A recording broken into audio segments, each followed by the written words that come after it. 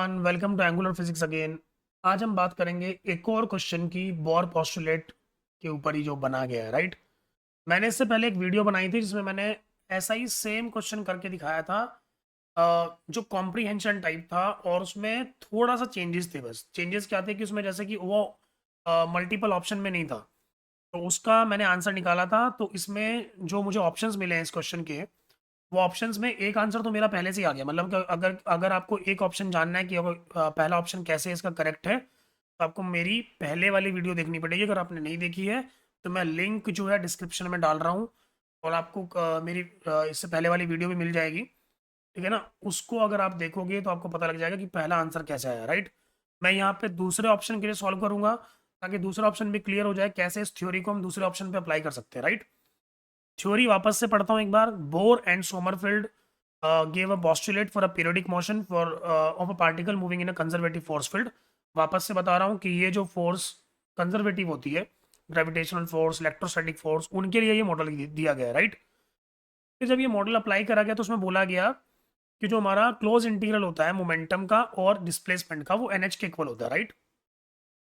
अब इसी प्रिंसिपल को और इसी पोस्टुलेट को हमने अप्लाई किया था अपनी प्रॉब्लम के लिए, और हमारे पास आंसर आया था जब पार्टिकल किसी भी m मास का कोई भी हाइट से ड्रॉप करा जाता है, ठीक है ना, तो वो जब ग्राउंड स्टेट में होता है तो हाइट h0 थी, राइट।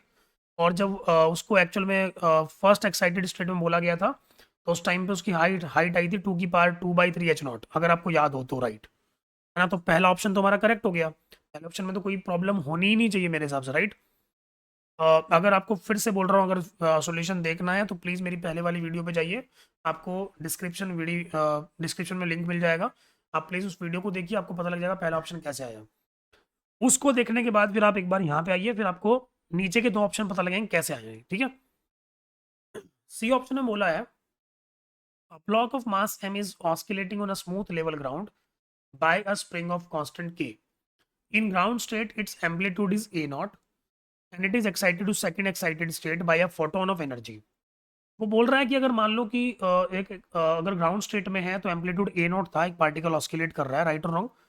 और अगर उसको सेकंड एक्साइटेड स्टेट में भेज दिया तो एक फोटोन देना पड़ेगा के ए नॉट स्क्वायर का, जिससे वो सेकंड एक्साइटेड स्टेट में जाएगा। Is that clear?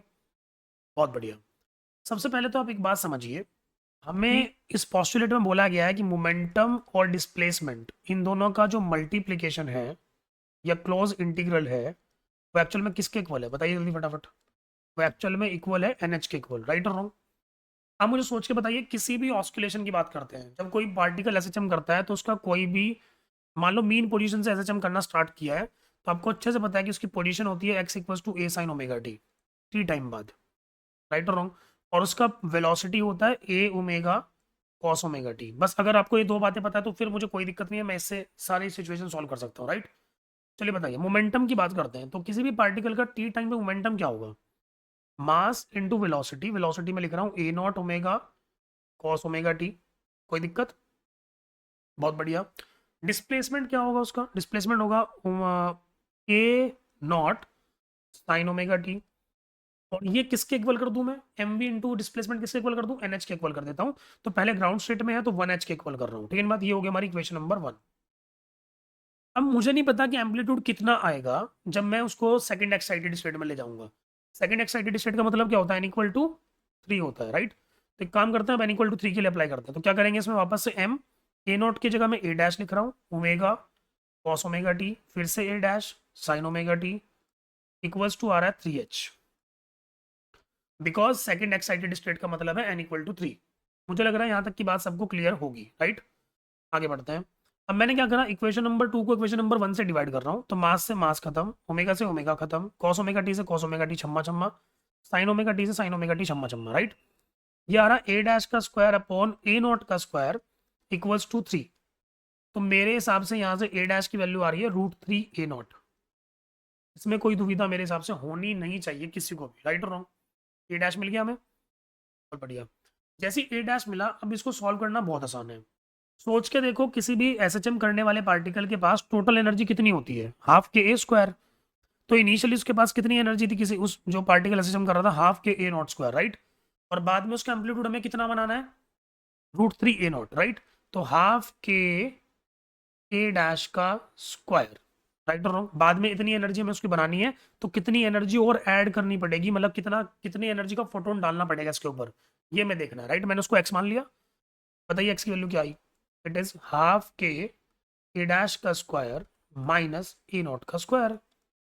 तो ध्यान से देखें, हाफ के ए डैश का स्क्वायर कितना, it is 3a0 square minus A nought square, right.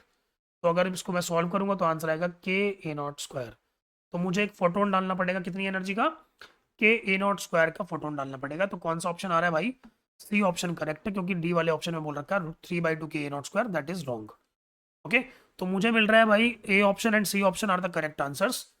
A option वापस से बोल रहा हूँ, प्लीज़ मेरी पहले वाली वीडियो पे जाके बताइए, देखिए उसको और देखिए कि कैसे समझ में आया होगा आपको। H equals to H naught और फर्स्ट एक्साइटेड स्टेट में 2 की पावर 2/3 एच नॉट आया था, राइट। वो इंटीजर टाइप था, लेकिन ये मल्टीपल करेक्ट है, राइट। तो मुझे लग रहा है एडवांस के क्वेश्चन आपको बहुत अच्छे समझ में आ रहे होंगे। और प्लीज़ मुझे फीडबैक दीजिए, जो भी आपको प्रॉब्लम हो रही है मुझे प्लीज़ कमेंट्स में बताइए। और प्लीज़ चैनल को ज़्यादा से ज़्यादा शेयर कीजिए, सब्सक्राइब कीजिए। Thank you everyone.